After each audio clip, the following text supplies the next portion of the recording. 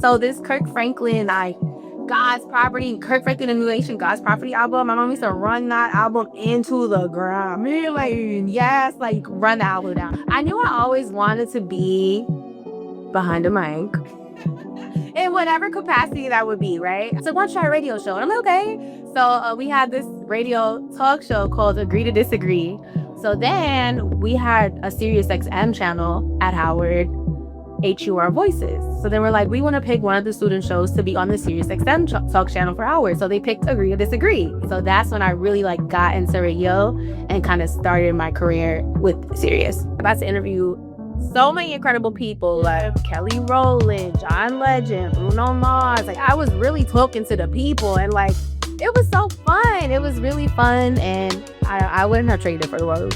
What's up, guys? It's your girl, Riz, and we are back with a brand new episode here via The Sound, where we explore culture, identity, influences, and the lived experiences behind the music. Today's guest is a music executive, content strategist, and a creative storyteller with over a decade of experience in shaping how audiences discover sound.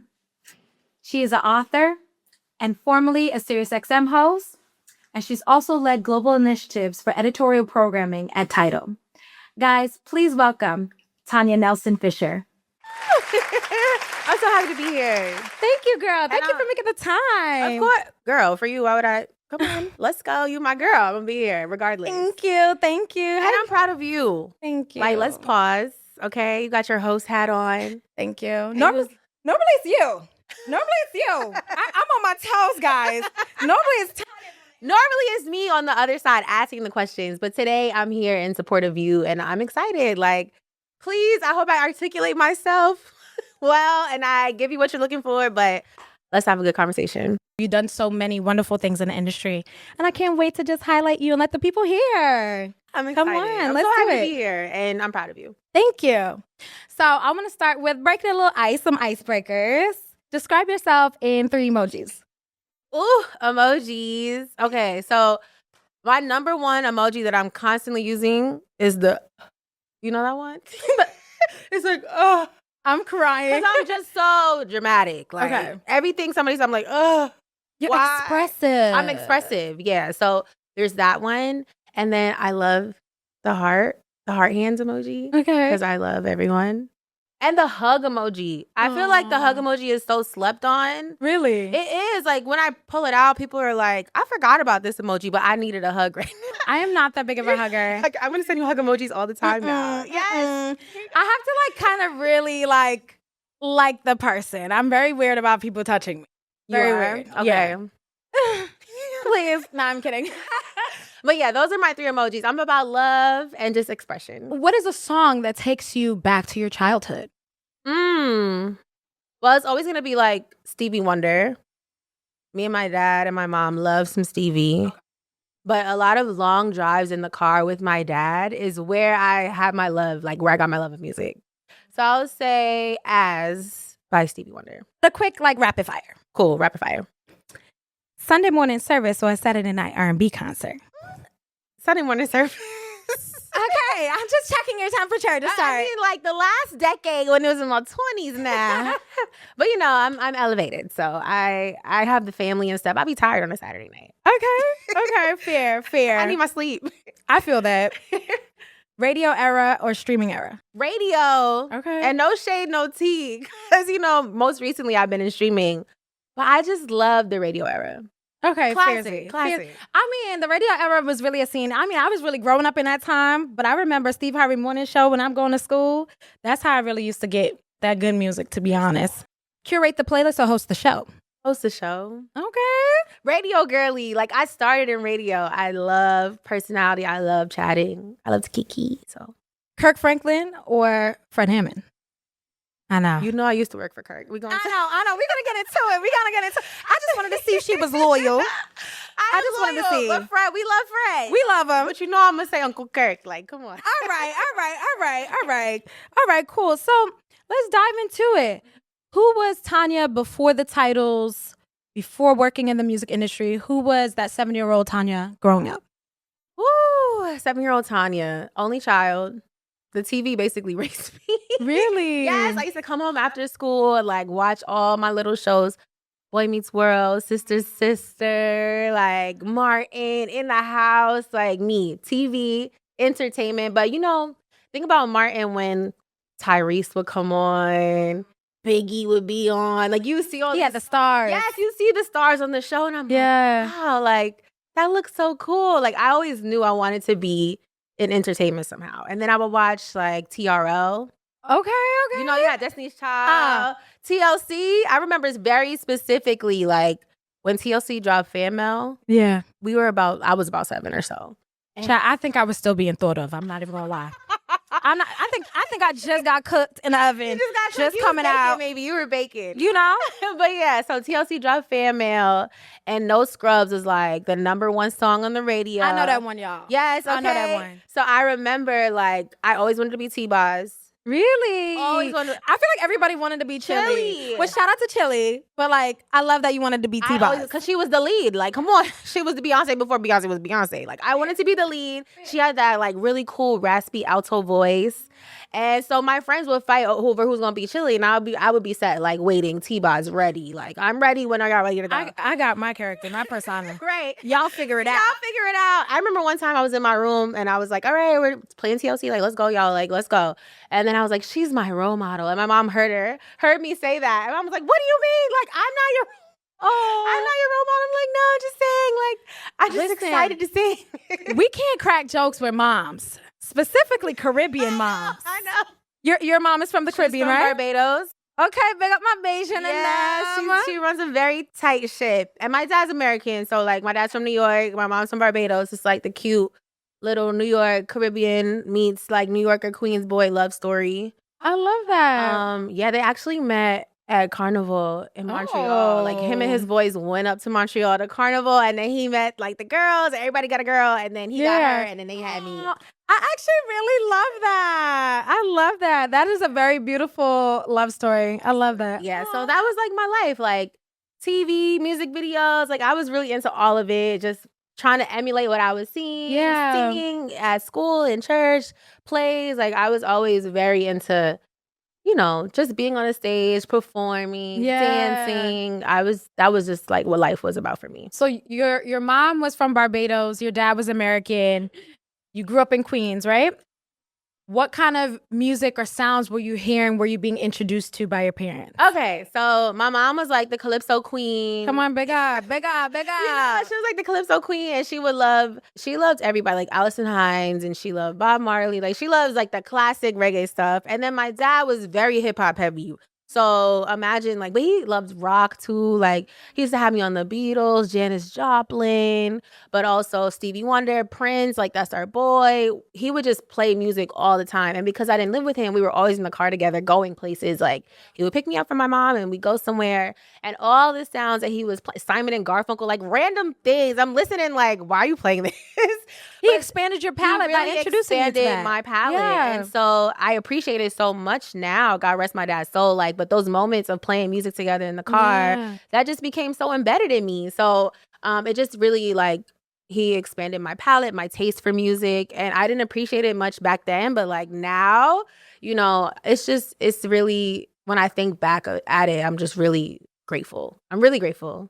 I love that. I love that. First of all, listen, you said Allison Hines from your mom. Big up the Faluma queen. Word. She is beautiful. Isn't she like in her 50s? A baddie. Probably, I don't know, maybe she's a baddie. Body crazy. But the voice is also still T. Still T. Oh my gosh. But I love that. I love that you were able to get, introduced to those different genres from both of your parents. Yeah. And my mom, like when we be cleaning on the weekends and stuff, she was also into, like the soulful, like Quiet Storm. Nighttime, like yes, we had the reggae calypso stuff, but like nighttime, Quiet Storm. Like she was into Luther, Whitney, her girl, Whitney Houston. Come on. We lost her way too soon. We did. We lost, I don't even mean to interject, but the other day, I don't know, I was sitting in the car and I don't know why, Whitney just popped in my mind. I said, we lost her way too soon. Way too soon. I think the world would be such a better place if she was still here. Come on. Whitney would have us weak. Okay? Her voice, beautiful. We know that. But also, like, Whitney was so Who funny. she was. Like, we needed her. Like, I really wish she was still around. We need her right now because right now life is so serious. She We would need have gathered jokes. some edges too. Like What? she didn't play. Immediately. She didn't play. I love that. So you mentioned in college you were doing radio. Talk to me about how you kind of walked into the realm of radio and then how it kind of led you to the beginning of your career with radio. Okay, so college now, you know what's really funny? I had a lot of different dreams. So yes, I had this music thing going on in the background, but you know when you're young, you're like, I want to be a doctor. I wanted to be everything. I wanted to be a pediatrician because of Grey's Anatomy. Exactly. Just saying. Like, come on. I wanted to save lives. I'm like, I want to do something meaningful. Like, yes, we love the music stuff, but we're going to. So in high school, I went to Hillcrest High School and they actually had like a health careers program. So I got my EMT license like in high school. Okay. And when I got to college, I mean, come on, I'm an only child. Like, my parents funded my whole life. Yeah. I didn't really need a job, but I was like, you know, one day we can fall back on this EMT thing if we need to. Bet. But I was looking for things. I was in school of communications. Okay. So I went for broadcast journalism. Nice. So I was like, okay, we're going to be on a TV. That's why I was like, I picked broadcast journalism because I'm going to be broadcasting somewhere. Of course, I thought I was going to go maybe do the news route. Love the camera, love the mics, love the story. Clearly, but she's also like phenomenal.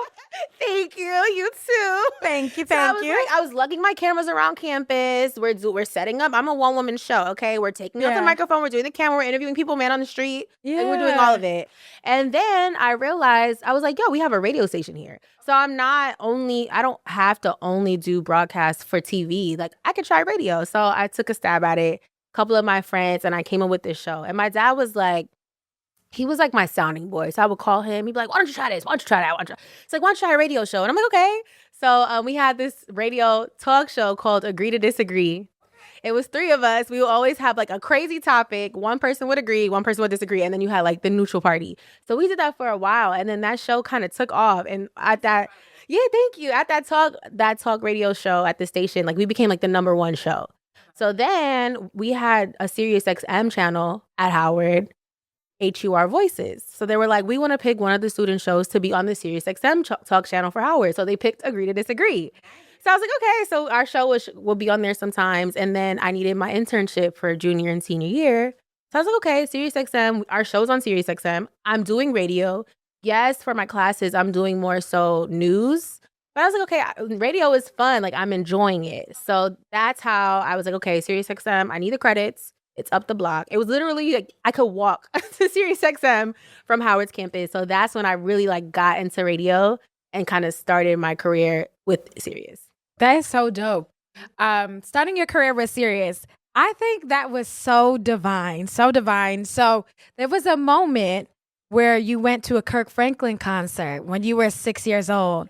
I would love for you to touch on that point and then take us to Sirius. Okay, so one of my first concerts I went to ever in life was a Kirk Franklin concert. And my mom used to like run this album down into the ground because I forgot to touch, like, you know, yes, she loved her reggae. She loved all the island stuff that she grew up with, that type of music. But gospel, my mom was a gospel queen, okay? But like, what Black woman is? No, literally. She loved the gospel music. So this Kirk Franklin, like, God's Property, Kirk Franklin and New Nation, God's Property album, my mom used to run that album into the ground. Really? Like, yes, like, run the album down. Is she the mom, like my mom does this? Is she the mom, gets up in the morning, don't say nothing to nobody on that Sunday? But that music will wake you up, The though. music was playing? That music, let me say, CeCe Winers will wake me up, though. Come on, CeCe. What? No, my mom would be like, girl. But no, the music was always playing, especially in the car. So we loved that Kirk Franklin album. I loved it. I had to love it because my mom was always playing it. So she was like, oh, Kirk is coming to town. I'm taking you to this concert. But we go to the concert, and then we found out that he was having like a smaller event, I can't remember if it was a pre-event or after, but it was like in a smaller venue where you can go one-on-one, and he was doing album signings, like autographs. So my mom, I was holding the album, and I'm so little, and we walk up to the front. I'm just so excited. Yeah. And I'm like, hi, Kirk Franklin. And I'm such a little nugget. And he's like, hey, baby girl. He's like, you know. Uncle Kirk is the same way at all Kirk times. don't change, okay? That man definitely don't change. He is set in stone. We love Kirk, okay? So he like signed the autograph. He's like, like, what's your favorite song? Blah. And then we took a picture. And I can't find the picture for anything. Like, I'm so sad. I could not find this picture. But if I close my eyes, I could see it. Like, I see the picture, me in my little silver jacket. And, like, Kirk when he had, like, you know, the young swag. Yeah. But, yeah, and I took the picture. And it was just a frozen moment in time. But it was, like, a divine moment because it was full circle because we fast forward, and when I got my first gig with Sirius XM, they knew, like, okay, so I can get into that. Get into it. We want to know. We want to know all the tea. Yeah, so when I first started at Sirius XM, I got my job. I finished the internship in DC. I interned there for a full year. So senior year fall, I did the Joe Madison Show, which is a political talk radio show. I had to get up at 5 a.m. every day, drive from my apartment to the studio. Dedication. And I would get for his 6 a.m. start time for his show. Okay. It was nuts. Like, we would have, like, MAGA wasn't a thing back then, but, like, all the crazy MAGA people would call. They was there, though. They was calling. Okay, got it. And I was like, I would take the calls. So it was. No, pause. How were those calls, though? Crazy, huh? They were mad. They were crazy. Why y'all so angry? We're not even gonna do that, but why y'all so angry? Calm down. You saw Drewski's latest skit? Come on. Now imagine. Isn't he no, not sued, but he got a cease and desist. He did. She knew it was about her. Why you mad? Change yourself there. Come on. The skit was funny. It was very funny, and I heard he had it copyrighted already, so really it was shut down. Shout out to his team. Shout out to Drewski if you're watching. But yeah, so we would get a lot of crazy callers. I liked it though, but I knew I was like, okay, I have to get another internship. I want to stay in the building. It's convenient, but I'm gonna go to the music programming side. So spring semester, I went to the music programming side. And I had a few channels. I worked on classical. I worked with hip hop a little bit. And I really locked in with my program director. He kind of took me under his wing. I got some feedback from the fall internship that I could have been better. They didn't really tell me, but like. Could have been better. I could have been better. Let's thank God for growth. We love that. We thank God for growth. We thank God for a glow up. We thank God that, you know, we are not the same people yesterday, even today. I know. We thank him. I saw like one of the show producers for Joe Madison Show had an email with the recruiter, not with like the intern director. So she was like, "Hey Tonya, can you go on my iPad and check blah blah blah?" So when I opened it, the email was there. No, she wanted you to see. Is that what happened? She just didn't know how to tell you. See, come on. She didn't know how to tell you. That's probably what it was. She dropped the clue. Thank you. Mm-hmm. You're right. Mm-hmm. See, look, thank God for growth, like I said. So yeah, I read the email and she was like, "Yeah, she's just okay." And I'm like, dang, like hater. Like, you couldn't tell me that, like, hater. So I how you gonna hate from outside of the club? You can't even get in. You can't even get in. You're not even getting in. Yeah, but she was getting in. She was. It was her show and her husband's show, and you know, I realized I needed to do better. All right. So instead of like letting it bring me down, yes, I said I'm going to use this as fuel. And when I go to my spring semester in the music department, the person I'm under, I'm going to ask them every week if they can meet with me and just tell me what I need to improve on or tell me what I'm doing well and what I can work on. And he was like, "Sure, yeah, of course."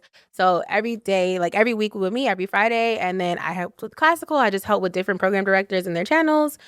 And yeah, that's when they were like, "Okay, Tonya, you're really good. We like you. And you're open to feedback and whatever we tell you, correct." So I love that. I love that. I also love how you kind of dibbled and dabbled and everything. But talk to me a little bit about how in doing that, you like found out the things that you liked. You found out who your true self was. You found your voice. Mm-hmm. Was it ever in that point where you were working in politics for a little bit? Was it when you started programming or when you were doing radio? Mm-hmm. Where did finding your voice come in? Because when I think about politics, I feel like a lot of people, they align their morals or their ethics and they're like, that's who I find who I am. For some folks, at least.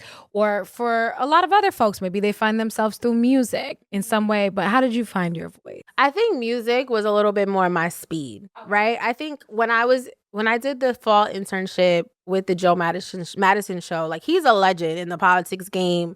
And him and his wife are really they're really prolific, right, in that field. So I was excited to just be under their wing, but I kind of was like a deer in the headlights. Yeah. I'm waking up at 5:30 a.m. to get to this place by 6, and I have class at 10. I couldn't even stay for the whole show because I would have to go straight to class. So I kind of was like, it was a whirlwind. I don't think I was really locked in the way I needed to be. So, thank God for seeing that email and me having to come to my senses and girl, get up. Like, I had to get it together. But when I went to the music side, I think that's when I really was like, this is more my lane, And I got to meet some of the personalities because I was doing my radio show on campus. But now being on the music programming side, I saw like, okay, this is a show that has music involved. Like, my show was just all talk. But then once I saw personalities that would interview the artists and then they'd have like music involved, I was like, ooh, like I would love to do that. I enjoy this because you have the personality side, the talk side, the interviewing side. You're meeting with the artist, but there's music also involved. So I left Howard, moved back home to New York, and I got pregnant. We can get back to that later. We gonna touch on it. I got pregnant, but I was like, I need a job now. Okay. So some of the connections that I had from the DC office, they were like, keep your eyes open. If anything opens up in New York, you can go there. So something did. A part-time position opened up as a part-time music coordinator. Okay. So I was like, all right, I'm going to go. And I got the job. Yeah. And so then I got to learn the ins and outs of what it meant to really program music. So they would have, girl, it was a rough start. It was a rough start, but I would do Tuesday through Saturday, and I would do the 6 p.m. to midnight shift. And that's late. I didn't really have a life. Friday and Saturday, every week, I would be working till midnight. Whoa. As a young spring chicken. Whoa. With no nightlife. How was that like adjustment? It was hard, but I was also a young mom. Okay. So I was like, all right, I got to get home to my kids and stuff. This is going to keep me on the right path and responsible. Yeah. But it was hard. It wasn't easy. But there's where I got to learn so much. So as a coordinator, there would be a lot of live shows. We have over 130 channels at the time at Sirius XM. So people, if a channel goes off, they would call like, hey, this channel's off the air. You need to go check it. So we would have to like go see what's happening in the logs. So you think like music is just playing, right? But there's a human being who has to go into the system or the back end. And we would schedule, in radio at least, we would schedule 24-hour logs.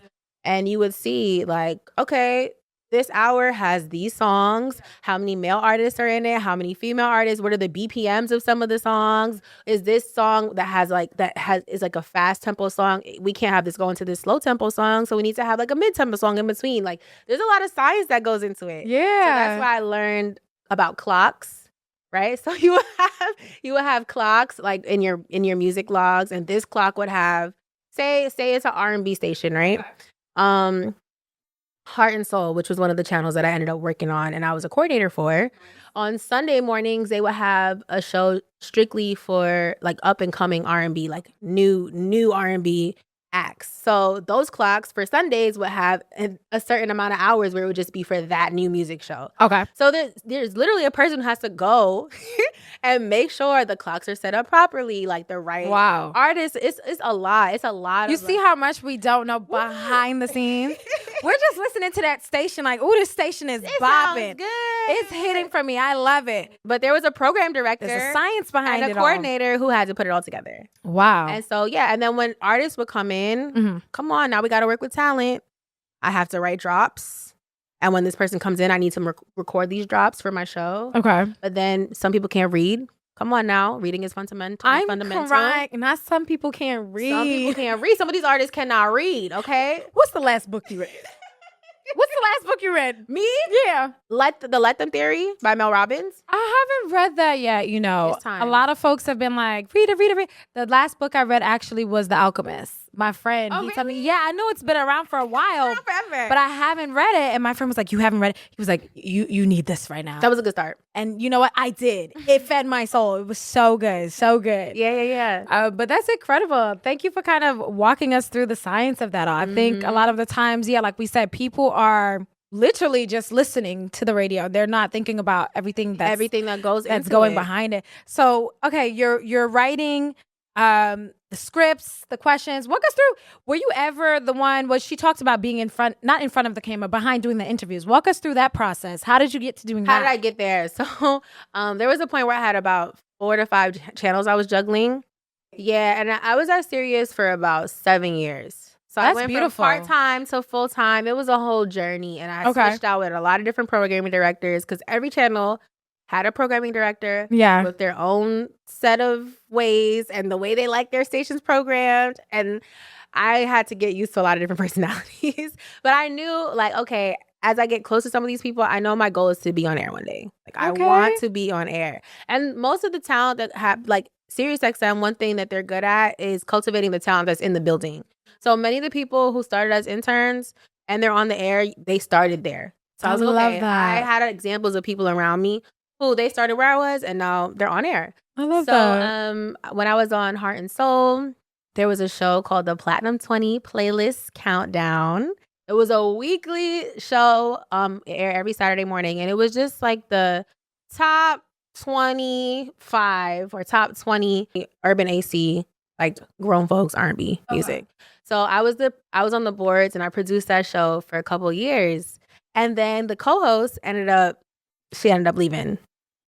So I was like, all right, I'll fill in until you find a person. And I will say, a lot of the Black men that I've worked with Yeah. in this industry have helped me along so much. I love that. Shout out to y'all. No, for real. Like, Shout shout out out to to them. Like, It's not easy. every time I had an elevation in Yeah. my career is because there was a Black man that championed for me Really? and pushed me forward at every company I've Really? ever been with. Yeah. Yeah, for That's sure. incredible. It really has been that way. And BJ Stone was one of them. He did Heart and Soul. And I was the producer and I was on the boards. And then I ended up being his co-host. And we did that for a while. Like, and it was amazing. I got to interview so many incredible people like Kelly Rowland, John Legend, Bruno Mars. Like, I was really talking to the people. And like, it was so fun. It was really fun. And I wouldn't have traded it for the world. It was great.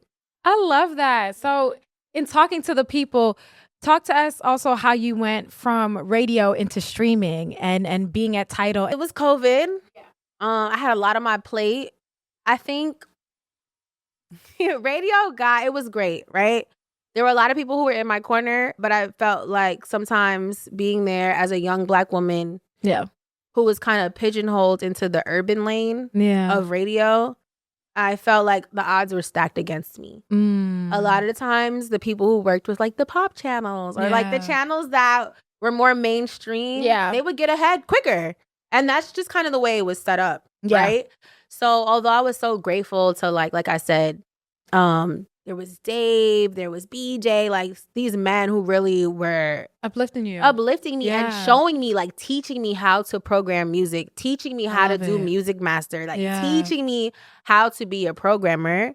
There were other people that I was working with who I was like, dang, I'm training people and they're getting promoted before me. And I'm like, We're not even going to get into that one. we not I going had there. my time and my share with that one. I had to say it though, because it's real life. Like, I trade you to do what? You're my boss? I trained Huh? you to take my spot. That was happening a lot in radio. And so I also think like, they was trying to pay me in like Trident layers or like pictures with celebrities, which is cool. It's cool for a while. Yeah. But after a while, I'm like, okay, I'm expanding my family. So it's COVID. I'm now pregnant with my second daughter. Yeah. I'm like, I need something that's a little bit. I was looking. I started looking for more. Yeah. Yeah, I started looking for more. And so that's when I got a girl who left Sirius. She reached out to me and she's like, hey, Tonya, I don't know if you remember Liv Coleman. You know Liv. I love Liv. She is such a wonderful soul. Shout out to Liv. She's the best personality. She's so sweet. She's incredible. She's so sweet. If you can get her on the podcast, you should. Listen, first of all, though, Liv, girl, you're going to have to answer that phone. So it's not just me. Listen. Liv, where you at, girl? We miss you. We just want to know if you're okay. We know you're okay, but we just really want to know if you're okay. You gotta answer that. Answer that phone, please. We beg of you. Shout out to Liv. Remember my emoji? We love you, Liv. Girl. Yeah. So Liv, she was at Tidal. Okay. And our friend Maggie, who was Liv's roommate at the time, who used to work at Sirius, was like, hey, I don't know if you remember Liv. She was in passing. Like maybe she was an intern at Sirius for a little bit. So I didn't cross paths with Liv much when she was at Sirius, but Maggie and I used to work together a lot. So Maggie had moved on. I'm like, how's it going out there, girl? I'm like, are you enjoying it? Like, she went to Dobie. So she was like, yo, my friend lives at Tidal. You met her at Sirius. She can refer you. If you're like looking around, you might be good for this music programming manager position at Tidal. And she loves it. Like, she thinks it's a great team. I was like, all right, cool. So I sat down, put the application in, text Maggie, and I was like, she's like, all right, I'll let Liv know for you. And then like the next day I got a call. the next day. That's amazing. Yeah. Amazing. I got the call the next day, and Joe Dodge, shout out to Joe. Shout out to Joe. He's awesome. Another black man in the industry. Joe is such a huge Nas fan, and it's so funny. We actually we tape in Queensbridge. Shout out to Nas. So yeah, shout out to Joe. Shout out Come to on. Joe. Like, shout out. Yeah, so Joe, my interview was with him and Sarah and Tony. Like, I had to meet, like, my first interview was with Joe, and he was looking for, like, a right hand to help him program, but on the streaming side. And at the time, Tidal was doing this initiative, this product release called Live. And we worked together on some lives before. So it was going to be, like, their radio side of streaming where they were like, doing live music in the app on the behalf of an artist. So they wanted somebody who had experience with Music Master, which I had learned at Sirius XM. Nice. So once I told him, like, I was like, yeah. And I've worked with, legacy artists. I did the Michael Jackson channel for a while. I had to work with his estate. I had to work with Elvis. Like, I did the Elvis radio channel. I did Kirk Franklin's Praise for a while. Come on, hallelujah. Like, come on, give it to him. I was doing a lot. So he was like, wow, like, this is really impressive. And I was like, thanks. And he's like, what kind of music do you like? I'm like, well, I grew up on the Beatles and I grew up on this. And he's looking at me like, wow, I thought she was just going to say hip hop and R&B. Like, okay, but why do y'all always expect that? Why y'all expect that? Sometimes we like a little 1975. Come on, we do. Like, we like a little Robin, a little Paramore. Like, come on.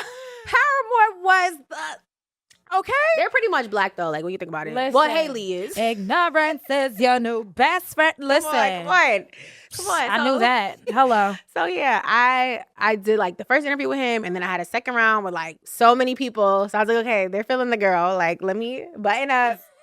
Yeah, and they were like, it's fully remote. They offered me the job, girl. I love it. Fully remote. Like, and I was like, that was my first time negotiating for 6 figures. I love it. Because, once you get to that stage, you don't know how to go back.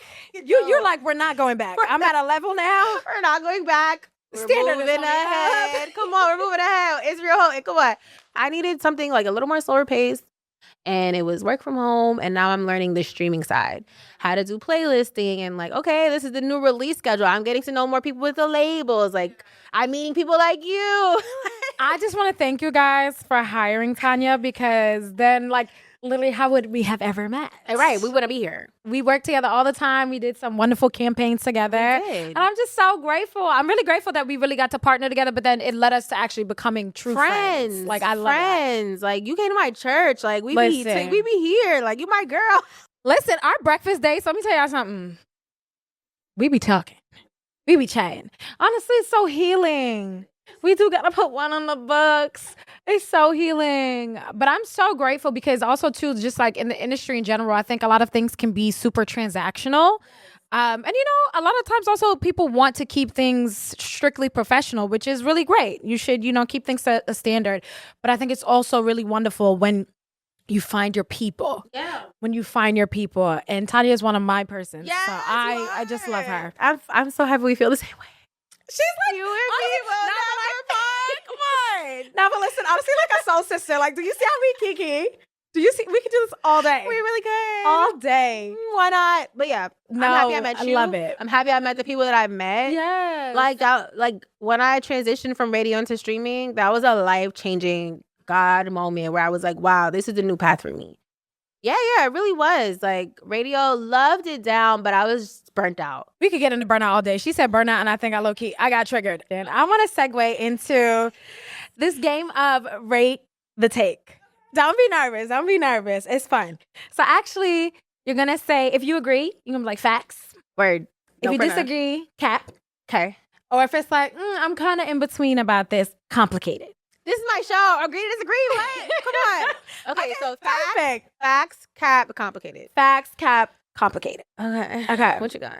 Gospel is the most underserved genre on every major platform right now. You don't even gotta finish, girl. We can really get into it. Facts. Somebody literally asked the other day during a meeting, like, I played a song. Incredible gospel singer, by the way. Yeah. Christian, you got that whole thing, Christian, gospel, CCM, okay. But I played a Christian song, incredible singer who has like an Adele kind of sound. Do you think, they were like, this is a great song. Do you think that she is pigeonholing herself by calling it Christian music? We got to get into it. But No, you go ahead, finish. Yeah, I said absolutely not. She's not. Like, that's her music. That's her genre. Like, and I think we're at a place in the world where people are looking for hope. There's a lot going on. There's a lot going on in the world, and people are looking for hope, and she's giving it. And we have, like, a lot of the labels I will work with, like CCMG or E1. Like, there were labels that were working really hard, that are working really hard. Tribal. Yeah, Tribal. Like, shout out to all my people, like, at the labels, who I'm always going to support 100%, hands down, because I know they're not getting it. I've had so many people say, Tonya, I'm so happy. Like, every time I see your name at a different company, I'm like, that's my girl. She's going to hold it down on the gospel side. And so, You're that champion inside. yeah, I am. And I feel like God uses me, like, as a vessel to do. And sometimes I wonder, like, yo, why'd you place me in this industry, Lord? Because it could be dark. It can be kind of dark. It can be kind of dark, dude. It can be kind of dark. And like just having an entire moment, I think it's so important to have something that grounds you. For me, it's God. I don't know if it's the same for you, but it can be kind of dark. It has beautiful moments in this industry, but you have to really know yourself. You have to know yourself. You have to know yourself. You have to know your boundaries. You have to know your worth. You have to know who you are and your identity in Christ. Like, you have to know a lot. Listen. And so I would ask, like, Lord, why are you asking me these things? Why do you have me here? And then I think to be that champion for people who are going to sing his music, that's why I'm here. Faith and the music industry are fundamentally incompatible. Literally what we're just kind of touching Just a good on. segue. I see what you did there. Come on, Oprah. I've learned from one of the best, you know. Come on, Oprah. I've learned from one of the best. Stop it. Okay. Yeah, I mean, complicated. I mean, I feel like, honestly, if you're in music, you're looking for something. Everybody's looking for something. Everybody's expressing something that, you know, they can't itch. Like, everybody is expressing something from the inside that is bigger than them. Yeah. Right? No matter what genre it is. Yeah. Really. So I think it all does come from, like, a higher source. Yeah. But like you were saying, like, the business side of music can be dark. Mm-hmm. And, you know, going to a lot of these events, you're running into people who might not have walk the same path that you're walking. And it could be hard. It could be hard. Faith is the only thing that's grounded me, though. I went to an event one time, and sometimes things are moving so fast in the industry. I'm not gonna lie. Like you stop thinking. Like I'm not. It sounds funny and it sounds weird, but sometimes things are moving so fast, like you literally can't actually think. Like you're computing in process sometimes, not all the time. But you know, especially like early in my career, that was like me, just like wanting to be in it, going through process. Got to go to the show. Got to do this thing. I went to a show one time, y'all, and it wasn't a church, and I knew the artist wasn't like a full faith-based artist, but I didn't expect what I received in a church. That was so brave. So brave You of mean them. brazen? Blasphemy. Yes. Oh my gosh. I had to leave. Brave or brazen? I had to leave. I felt so bad to be there. I felt so like conflicted. Conviction like, was there too, probably. Oh my gosh, yes. This is why I'm so happy to have you on this couch. This is literally therapy right now. Yeah. But yeah, faith and the music industry are fundamentally incompatible. But I feel like my faith is the only thing that's really kept me going here. Absolutely. Yeah. Absolutely. For sure. Obviously, y'all, I'm feeling it. I'm Every pondering on it. morning before because I'm working from home. Yeah. Like, drop my kids off, pull into my driveway before I allow myself to go into the house and do my meetings. Yeah. I have to pray first. At least 15 minutes. At least 15 minutes where I just like offload everything I'm feeling and going through. If it comes to work, family, like house management, like life, like it's the only way I get through. I love it. It's the same for me. Being a working mom in the music industry requires you to shrink yourself. Facts, cap, or complicated. Cap. Love it. Cap. That's it, cap. Period. She said full stop. She said there's nothing else to talk about. Women don't have to shrink themselves at all. Period. But it has to do with the support that you have. Okay. A lot of mothers don't have support, and that's something I advocate for. Yeah. Like the village of motherhood, like it's necessary. Like I feel like women in past generations have more of a village. And I'm grateful for my husband. I'm grateful for my mother. I have a babysitter. Like I tap on her if I have a little Thursday night music event I gotta go to. Love it. And I can't read. My husband can't. Miss Linda, she gonna shout out to Miss Linda. I can't live this life without Miss but the people who are behind me helping me. Yeah. If you can create that self with create that for yourself, a trusted village to help you with your kids, you can do whatever you want. I love that. I love that. Village and community is so important. Radio built more fans than algorithms ever will. Facts. I have to say facts for that. I just think once I got into streaming, I saw realistically how much music is coming into the app per day. Over 100,000 songs coming into the app. The volume is a lot. I don't think you guys like realize, like, even like having work in distribution as well too. Like, we're getting over thousands of songs a week, and every person thinks that their song, well, it's their baby. It's your expression, that your art you're putting into the world. But the And they're volume, sensitive about their stuff.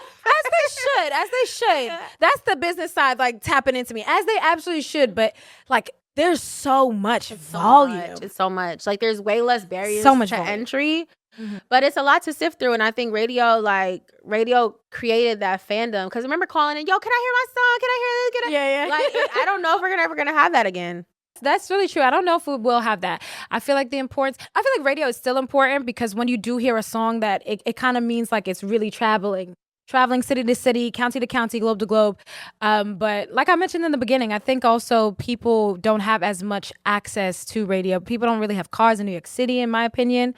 Most people are traveling public transportation. And then also streaming is just more accessible. Everybody's on the phone. It's a phone era. You know what's crazy though? When I first started in radio in college, undergrad, the guy who was helping us with the talk show, I'm like, you think radio is smart to get into? Like, it's going to be dying out soon. He said, as long as there's cars, there will be radio. That's fair. And I'm like, wow, you know what? You're kind of right. You need something to bump. And then also, I feel like certain things are also like generationally. Like, I feel like a lot of older generations, they do tap into radio. They do have cars. They have that means of listening to it. The younger generation, again, on the phone, it is a social media land. It is a digital land. And streaming is more accessible. So it allows them to hear music from all over the globe. So I agree with that. I agree with that to a standpoint. And I'll give you two more. Okay, this is fun.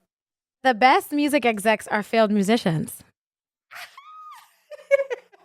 Bro, listen. Failed is a heavy loaded term. Complicated. All right. Complicated. Why? Oh, wait, get into it. I feel like you have a little more on this. No, tank. I was just gonna connect it to. I really just want to say, I think it's so sad when people say that music educators are failed musicians. Some people actually want to go to school to be music educators. Some people want to actually help build the next generation of musicians, whether it be instrumentalists or help people learn how to really compose songs and things of this nature. I think it's so mean. So then, like, in saying that, like, I think it's actually, we're not like failed musicians if we're, yeah, because I used to sing. Yeah, me too. I'm not even gonna say, let me stop saying used to. sing. Like, I sing. I sing like, too. Listen, these pipes, I'm not even gonna lie, and I'm not tooting my home, but tooting it. Talk it, baby. I could sing a couple of circles around. Period. Really and truly. Period. Like, come on. We really don't and harmonize right now. Come on. You ready? me. No, I'm kidding. No, I agree. Okay, so I would say failed, but like I've released music before too. And so I think at the end of the day, everybody in music who's in the back end, we're maybe adjacent. Like, we're like artist adjacent. Maybe deep down somewhere we want to be artists. Some people are so untouched. And I think that you would like a music executive that you're working with or that's working your project to be music adjacent or to be creative in some point. Because there are a lot of people in rooms that they can't pick up an instrument.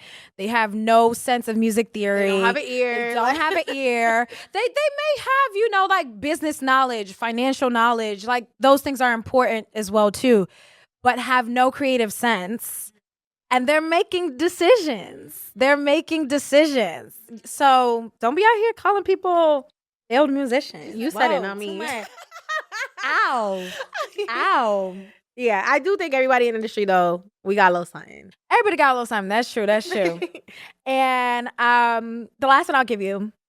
Kirk Franklin saved gospel music for a whole generation. A whole generation. Come on now. I'll never say, like, Kirk can do no wrong in my eyes. Yeah. Facts. Love him down. Facts. Facts. Love him down. Well, full circle moment. Okay, yes. little 6-year-old Tonya. Yep. Autographed my thing. Exactly. Then got to Sirius XM, got his channel, and Yep. then he would start to come into the office to go over his channel. And I I would love be it. right there in the room. And he would talk to me. Did you come up with this concept? I love it. Keep her. I would just be gagging like, yo, this is where it all started for me. Yeah. So Kirk, like, he could do no wrong in my eyes. I remember, we work in the industry, so we got a lot of access to concerts and stuff. Right. Working on his channel, I got access to a concert maybe like a few years back. Yeah. Maybe like COVID was ending and we can go to this concert. I took my mom for her birthday. So we're singing. I'm like so excited. Like one of my favorite songs from one of his last albums came on. And I started singing it so loud in the crowd. And I rose back. He points me out. Really? Yeah, he points me out. He's like, yo, this your song? I'm on the mic. And I'm like looking around. Is he talking to me? He's like, come here. Come. Really? He calls me out. And he got off the stage and we like danced together in the aisle and everybody was cheering us on. Like Kirk is like, he's one of my fairy godfathers in the music industry. It. Yeah, so I hope to cross paths with him again for sure. He is incredible. I used to work some of the records for Tribal actually, and the Kingdom project that they did together with Kirk. So I had the pleasure of like meeting him as well too, and he really is like the same way at all times. Like he really truly does have a pure heart, and he cares about like the next generation. And maybe that is how he's saved gospel music, because he's not afraid to see everybody win and like to help the next generation. Yeah, I really love how he's collaborating with a lot of folks. I really love it. It's bridging new music. Just speaking of new music, I kind of want to touch on like what are some gospel artists that you feel like today, some of the newer generation of folks, like who are catching your eye? Ooh, this is a good question. I like Michaela.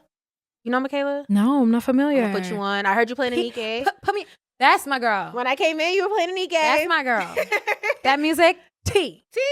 And she's so sweet. Like sweet. The sweetest soul. Really? I'm not gonna lie. The Christian rap. Alex G. What? Saw him at the Saltane room. Why you ain't take me? What happened? I'm sorry. I don't know, Come girl. on. I don't even have nothing for that one. I don't know, but Why you ain't take me? what? He was so good. He's good. I had no idea that he like played several instruments. Does Like, he? Yeah, he plays guitar. I think he on. plays piano as well Come too. on. But he was playing down that guitar.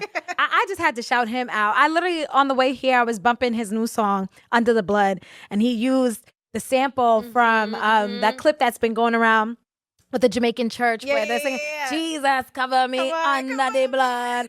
Like, Alex is great. That's it. I just had to shout him out. You got to shout him out. I had to.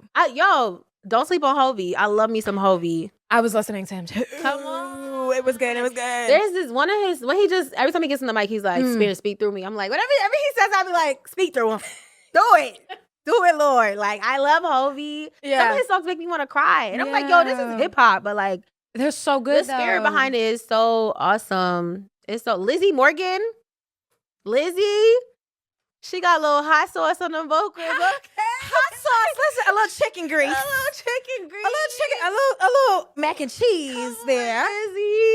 Lizzie. Listen, she was part of a worship night I saw a couple of months ago. It was like Lizzie, Naomi, I forget. It was another guy from Red Worship. Trinity was there as well too. Lizzie's voice is just like different. There's so much soul in there. You don't expect that when she opens her mouth. Let him use you, Lizzie. Let him use you, Lizzie. Let him use you. Nah, there's a lot of gospel acts out here right now. Jamie McDonald. Yes. Come on. I just want to say, so that was something that I wanted to talk about as well too. I feel like people, I was having a conversation with a friend of mine. He's a musician, specifically a Christian musician. He plays in a lot of gospels. He plays like R&B music as well too.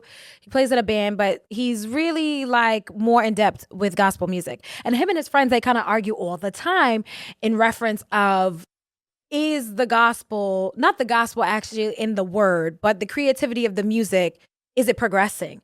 And when all the acts that we just talked about, like, I feel like that shouldn't even be a discussion anymore. You know what I'm saying? Like all these acts that we even just discussed, they're pushing the music forward. They're bringing in the younger generation. They're even recaptivating older generations as well too. Come on, Cece. Cece's still out here. Come on. Cece, come on. The flame is still hitting. First of all, Cece tours every year, and that thing sell out. Yeah. You know why? Because don't play with her. Don't you know play why? with Because Auntie she C. dwells in the house of the Lord. She do. And the Lord dwells with her. That spirit don't leave. When she opened that He mouth. said, if you abide in me and I abide in you, you will bear fruit, baby. Cece, she gonna bear fruit for the rest of the time. Listen, what would we do without her? You know what I was watching the other day? Randomly? I was watching the Versus with Cece Whining, her brother BB, and Mary. I didn't even know that happened. Where was I? I wasn't there. I don't know where I was, but I met and worked with all of them too, by the way. Right. Sorry though. Yeah. Cece's not Cece. When I was working at Sirius, Erica Campbell came. Yeah. Her husband came once. And they're a very dynamic, powerful couple. I'm running the boards. Yeah. His phone starts to ring. I look down. Why the phone say Stevie Wonder? Shut up. Look who's calling him. I was like fangirling. Really? Yeah, but then I was like, how did Stevie know what buttons to press? No, I'm kidding. But no, I was like in shock. Like you come across a lot of crazy, like legendary people in this industry. Have you seen the clip going around of Elmine saying Stevie told him, "Nigga, get off of my piano"? Have you seen that? No. It's crazy. Apparently, he was like at Stevie's house having dinner, and he decided to play on his piano. He was like with a bunch of other folks. He said, "Nigga, get off my." That's what he said. He literally said that. I said, Stevie did not say that. Imagine Elmine like feeling, I'm sure, shame. Literally, but you have to see the video. I'll show you after. It was so funny. He said this, what Stevie said. I said, I don't believe it. That seems like he's a very nice man. I feel like he wouldn't say that. He's probably a real man too. Like, get That's on true. my piano. That's true. And somebody in the comments was like, let's not forget Stevie's from Detroit or something like that. I said, Don't okay. play on my piano. I said, no shame. But I would love to segue a bit. I had some stats I want to read. Black women are losing jobs at more than 3 times the rate of all women, carrying a disproportionate burden in corporate and federal layoffs. That is from the Black Wall Street Times, September edition. Also, what I would love to read as well, if I could find it. Here we go.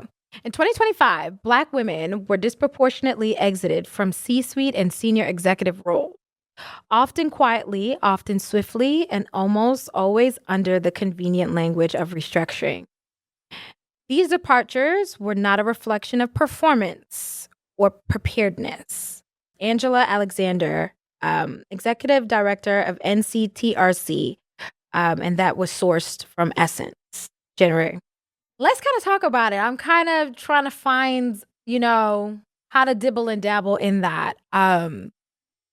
Were women, Black women in the industry, I don't know if pivoting is even the right word to be using, but really navigating through the industry, the music industry specifically, as are many women. Layoffs are happening at an all-time high in general in a lot of different fields.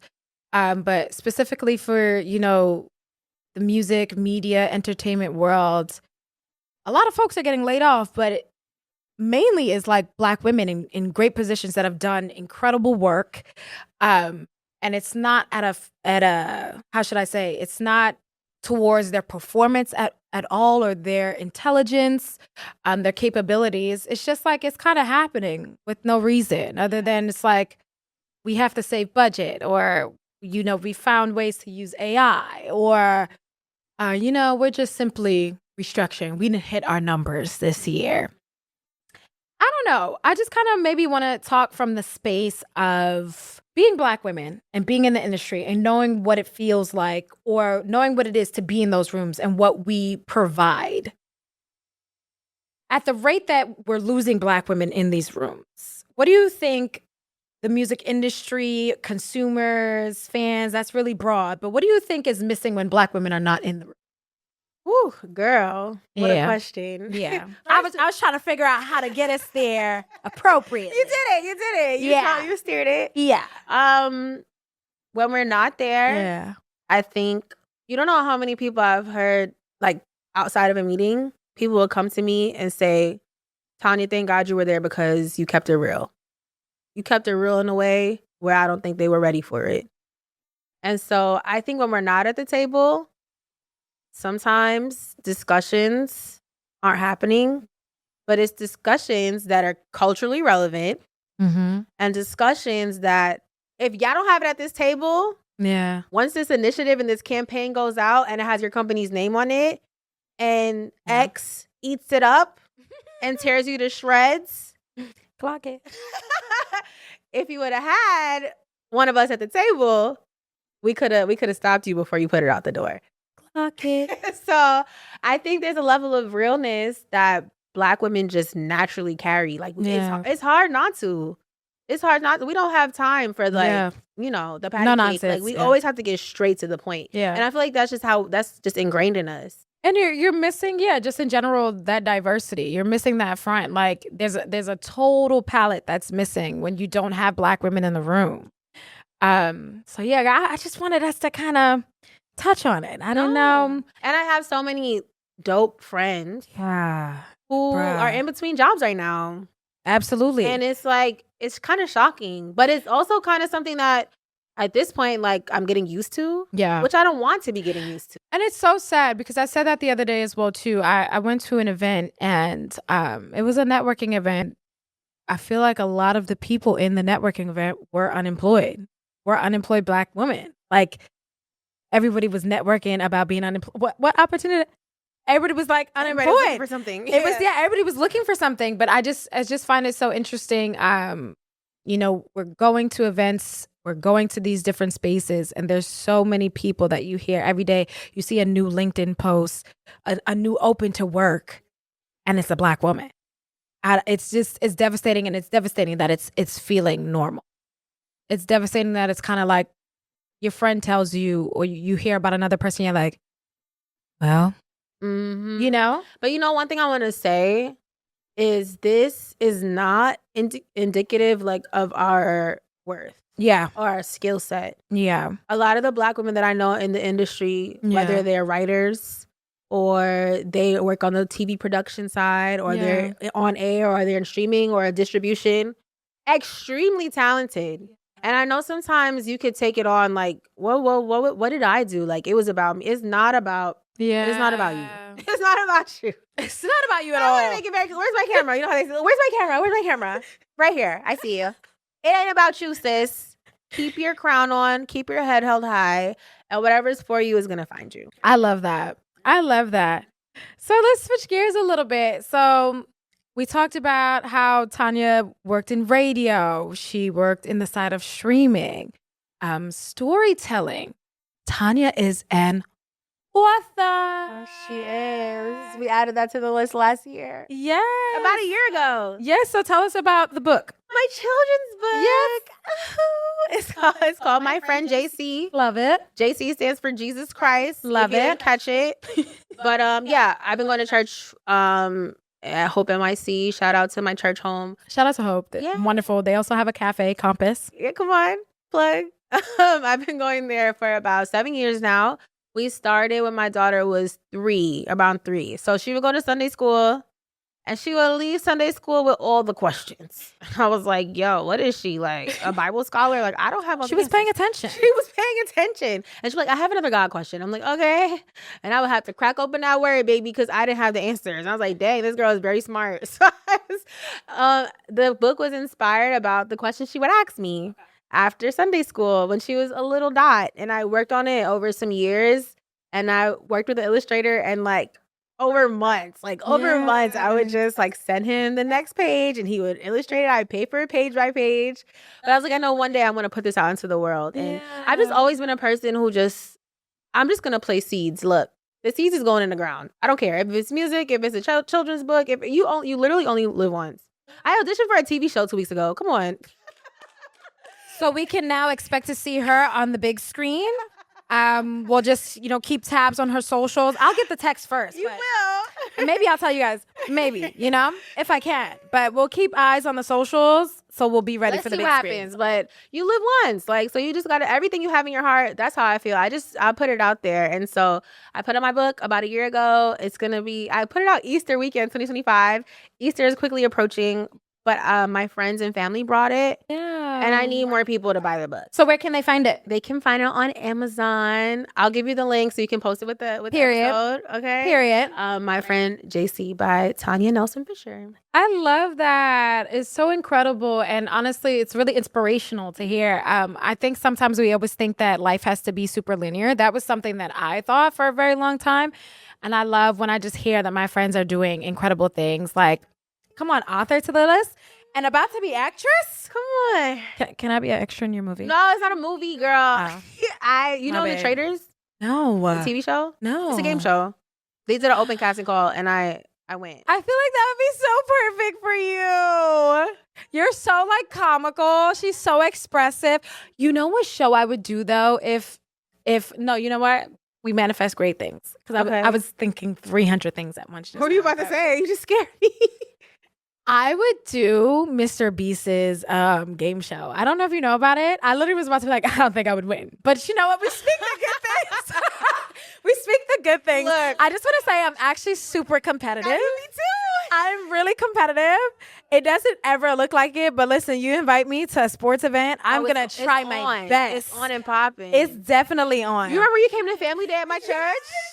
And they picked you as a judge? Yes, I wanted to like really participate like in the games, but I was a judge judging everyone. That was great. Was it fun? I would love to do that again. Yeah, when we do it again. That was so good. But yeah, I'm very competitive. Yes. Mr. Beast game show is intense though. But it's like, it's so entertaining. And I just also feel like I can do it. You're kind of mean on that show. They do some mean challenges. There's so many mean people in this life. Like, you don't faze me. Like, you don't faze me. God got me. I'm not fazed by what you got to say. But I really feel like, I don't know. I really feel like I could do that show. I think you could too. The strength portion, I don't know. You guys do some training, baby. Yeah, you know. I don't really got a good arm. I don't know. But like, if we really think about like the mental part of it, the intelligence part of it, the strategy part of it, I feel like I can thrive. The circle, like I've always wanted to go on the circle. Really? I think you would thrive on the circle. I genuinely think you would thrive on the circle. You're a working mom. What is it like being a working mom in an industry? You know, it's funny. You never hear the term working dad. No, never. Never. I've actually realized never heard that. You've never heard anybody say that. You're Tonya. Not even working mom. Moms, like, yeah. Yo, we really are the backbone of society. Like, I remember being pregnant. I was 22 years old. Yeah. And I was on the train, like the subway. And I don't think anybody gave me their seat that day. I was just standing there. But I was like this big. I didn't really look like I was pregnant. It doesn't matter. But I was standing there and it really it dawned on me. I'm like, yo, every single person on this train came from a woman's belly. Like, I was like, that's wild. So women really do keep society going. And your baby is automatically like they're just literally attached to you from when they come out. So it's a lot. It's demanding. It's taxing. But being a mom, especially of daughters, I know I want to show them that anything is possible and nothing in this life can stop you. Once you put your mind to it, you can have it. And so when I first found out I was pregnant, which was tea, like I found out I was pregnant and like I said, I was like in between, like I graduated college. I was working at CBS. I did a little stint at CBS right after I got out of college. And then I was like, okay, I'm going to take a break. Like I'm having this baby. It was like high risk. I needed to be on bed rest. So I was really? So I was on like a modified bed rest with my first daughter. So I was like, look, I'm not coming to this office. I'm just going to lay down. And that's when I was talking to my Sirius XM folks and they were like, okay, come in. So by the time I got my interview, girl, I waddled into this interview. I was like 7 months pregnant. Really? But I concealed it. I was about to be like, did you hide it? I did. Okay. First of all, I'm a baby. I'm 22. I really want this job. Like, I'm about to be a mother. I need some coins. Right. Like, and then I knew Sirius was like my only in that I had because I interned with them for a full year. So I was like, okay, let me go back to Sirius. I'm in New York now. They have a couple openings for part-time. I'm going to walk into this interview. I kept my purse in my lap. It was a big bag. Because remember, like 2014, we used to have the big bags. So I put it in front of my belly. I did the whole entire interview. They just did not know I was pregnant. Really? Yeah. And then they're like, okay, we like you. If we like you, we'll call you back. They called me back. Yeah. I was a little bit bigger that time, but then again, they didn't notice. So once we got to that part of the interview, I sat the bag, I perched it in front of the belly. I gave them everything I had. Intern for the Madison Show. I did this, I did that. I worked in music program, And they're like, oh, this is great. So do you have any questions for us? And I'm like, yeah. So if I were to get the job, how would this work that I'm like 8 months pregnant? And they're like, well, I felt like the whole time I prayed before I went. I was like, yo, Lord, give me the right moment to reveal this information. Cause I kind of feel like I'm being deceptive. Like, and so I started looking at my boss, Vanessa. She was really great. But on her desk, she had like pictures of her children. And like, I see her little son and her daughter. And so I just felt like my spirit was like, now's the time. Like, say it. So I was like, okay, I'm expecting. She's like, oh my gosh, really? Like, she was so excited. She got into full mom mode. And she's like, I didn't even notice. Like, you're so tiny. So I think we connected in that way, in that moment, like mom to mom. And from that moment, I think she was like, nah, this is my girl. Like, I'm about to bring her in here.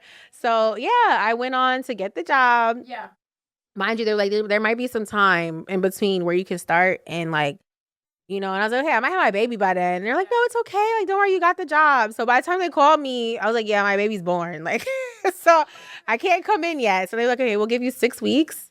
They gave me 6 weeks. And then I started that November. And I had the help of my mom. I had the help of my mother-in-law and daycare. And yeah, they would help me. And I would come to the city and I would go pick up my baby and I would do it every single day. And it wasn't easy. And it's still not easy. Like things are a little different now. Yeah. My oldest is now 10 years old. Wow. She's that girl. Love her down. Like, and I can't even fathom that I thought like not having her. Like what? Like what would my life be? Well, it was a different time in your life, right? It probably wasn't something that you were thinking about maybe at the moment. It wasn't, of course not, no. Like, I was like, I don't want to baby someone in my 30s. Like, I want to do the whole career thing. But I just felt like she really pushed me she motivated me to go get it. Like, she lit a fire under me. And so, like, my dad had died around that time. And I found out I was pregnant, like, a month after he died. I was like, yo, it's happening. Like, I'm going to continue this legacy. And so, with her and her sister, my second born, like, she keeps the whole house in check. I don't want to shout out her name, but yes. Shout her out. That's my girl. Like, I hope you don't play games. She runs like very tight ship. Yeah. Like my girls keep me in line. Yeah. They keep me in line and they make life so great. I love it. Well, as we wrap up, I just want to say this conversation was so filling. It was therapy. You are my girl, my sister. It's been such a pleasure even having this conversation. You touched a lot on having a village and community and things of that nature. Can you just maybe leave us with a lasting gem or note of how you kept yourself grounded and what people should do, honestly, even in this industry that's so fast-paced and moving, to be successful throughout it? Ooh, that's a good question. Definitely, like I said, prayer every day. And journaling. You can't keep it all up here, because it will literally drive you mad. Like, there's so much going on in the world. It's like on fire right now. Like, I have like 50 million tabs open. So write it out. Like, get it out. The more you keep it in, it'll stress you. And we don't have time for that. So yeah. But I will say, like, something practical. Yeah. You can't create a village for yourself unless you're willing to be a village for someone else. Yeah. So many people want the village, but they don't want to be a village. They don't want to be there for other people. And so don't be afraid to be vulnerable and let people know when you need help, but also be open and willing to help others. Yeah. I love that. My girl is wise. Come on, don't play with her. Oh, well, thank you so much for coming at Via the Sound and hanging with a sister. Thank you. Of course. This is great. Thank you so much. I'm so proud of you. Thank you. Mm-hmm. Thank you. And y'all make sure go get her book. And follow me. Come on. Come on. Tell them where they can follow you. At Tonya Charisse, TonyACharisse. Get the book. I'm also working on a community for independent artists. Okay. Yes. We'll look out for that. Yes. So like book calls with me and figure out how we can help. Like, love it. Help you with your releases. Yes. So follow me so I can give some more information about that soon. We're going to drop her Instagram and her socials in here so you guys can find her. Thank you guys. Love it. See y'all.